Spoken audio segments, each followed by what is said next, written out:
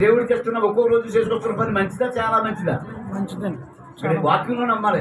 ఒకటో రోజు మంచిది, రెండో రోజు మంచిది, మూడో రోజు మంచిది, నాలుగో రోజు మంచిది, ఐదో రోజు మంచిది అని అన్ని రోజుల గురించి రాయించుకొచ్చాడండి. ఇంకొకసారి 6వ రోజు అంటే శుక్రవారం చాలా మంచిది. ఏంటంటే నిన్ను నన్ను సృష్టించిన రోజు. అసలు ఇది గుడ్ ఫ్రైడే అనేది ఇప్పుడు కాదండి, ఆది కాండంలోనే నిన్ను నన్ను చేశాడు కనుక అది చాలా మంచి రోజు అయిపోయింది.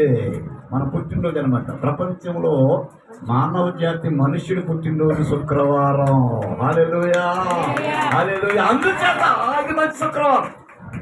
ఎందుకంటే శుక్రవారం అంటే ఇప్పుడు యేసుప్రభు వారికి ఎంత ఇష్టమో, యేసుప్రభు వారు యేసుప్రభు రూపంలో రాకుండా యెహోవా రూపంలో దేవుని యొక్క వాగ్దానంలో ఉన్న టైంలో కూడా ఆయన మనిషి చేసిన రోజు శుక్రవారం కనుక ఆ శుక్రవారం మంచిది కనుక ఆ మంచిది అంటున్న దాన్ని బట్టి చాలా మంచిదిగా దేవుడు రాయి పెట్టాడు. అంటే ఇప్పుడు